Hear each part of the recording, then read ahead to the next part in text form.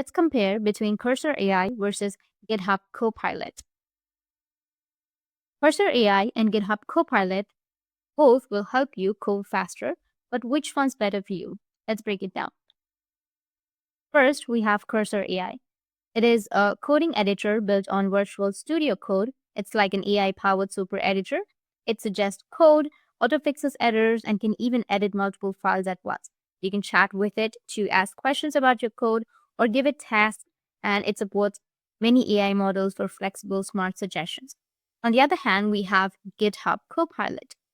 GitHub Copilot is an AI assistant that works inside your favorite code editors like VS Code or JetBrains.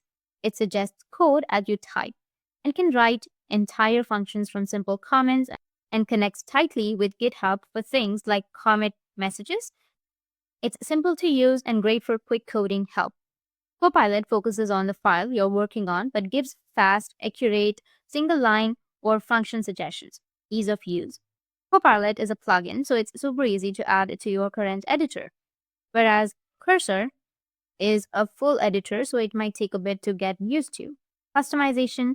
Cursor lets you use different AI models and tweak settings more. Copilot has a fewer options but works great out of the box. Now, team features.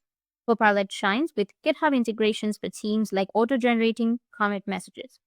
Cursor is better for solo developers or big projects needing deep coding understanding. Now, talking about the price, Copilot is cheaper at $10 per month, while Cursor starts at $20 per month, but offers a free tier with limits. So which one's better? If you're a solo developer or working on complex projects, Cursor's deep projects understanding and flexibility make it awesome.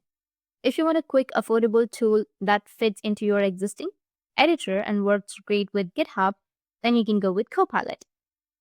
That's it, and if you have any questions, feel free to comment below. Thanks for watching.